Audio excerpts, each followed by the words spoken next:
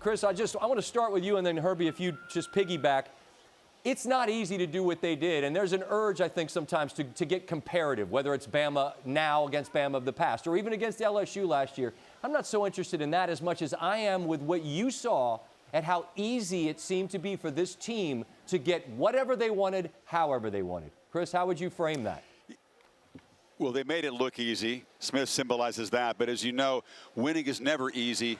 It's just simple. And when you look at this organization, you got the greatest guy ever to coach college football. You've got the most talented roster, probably by some distance. And after all the twists and turns this season, it was certainly no surprise that Alabama is the last team standing. But as what Saban said on that stage, beyond the talent, the chemistry, perhaps forced by all they had to go through in this off-season of uncertainty. But you put together a roster like that, bottomless resources, that coach and chemistry, and then a bunch of guys that know how to play when the lights are on. It is pretty unbeatable. Scott, it's just kind of one of those perfect storms. You know, when you have a quarterback that's been, looked at as a guy that's never going to develop and be a great player coming into the year. He's got a chip on his shoulder. You got Devontae Smith, who could have been a late first-rounder last year, is driven to come back and win. Leatherwood, the left tackle, driven to come back and win. Najee Harris, driven to come back. All these guys, I think, must have gotten together and said, hey, if we're going to come back, let's do it the right way. And that's one thing to say that, but in this day and age, so easy for agents to creep into their minds. Whether it's relatives creep into their minds, anything that can just move that focus just slightly.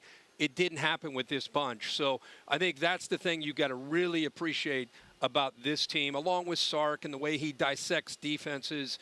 That goes without saying. But I think it's the intangibles that separated this 2020 team. This finish line of this unprecedented season was awfully satisfying, and the matchup, the game didn't live up to it. What Buckeye fans certainly might have hoped it would have been. But Herbie, if you could maybe just start with this thought about how we got to this place. I mean, look, you've been impacted by this. So have I. We both dealt with this. This virus has impacted lives. You think of the sacrifices that went on for these young men across these campuses, all of the men and women that are part of these programs, the men and women that are part of your crew traveling across the country. If you just have some thoughts about what it took to get here and the satisfaction and whether it was the right thing or the wrong thing, but somehow together we got here, and how that registers with you.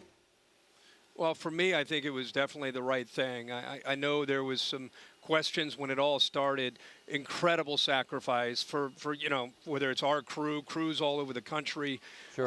The fact that we've been able to watch as fans and appreciate these players, not just tonight, but all season long. And Chris and I get a chance every week to get on Zooms with coaches and especially the players. And I don't know if the fans fully understand and grasp, but I don't know if they even care maybe.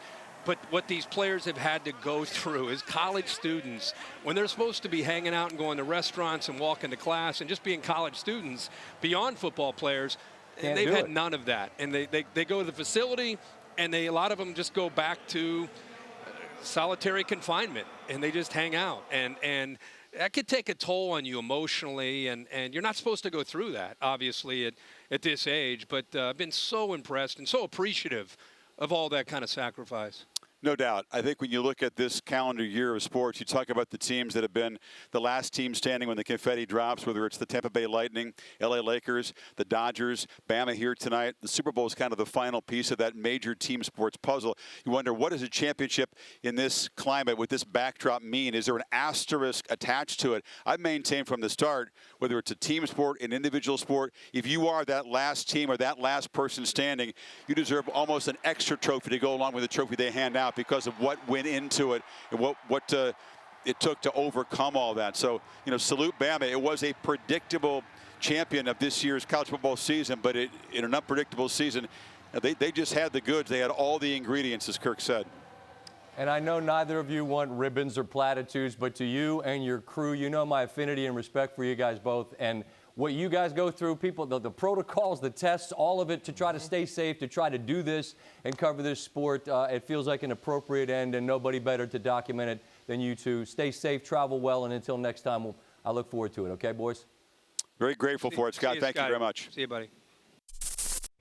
Thanks for watching ESPN on YouTube. For live streaming sports and premium content, subscribe to ESPN+.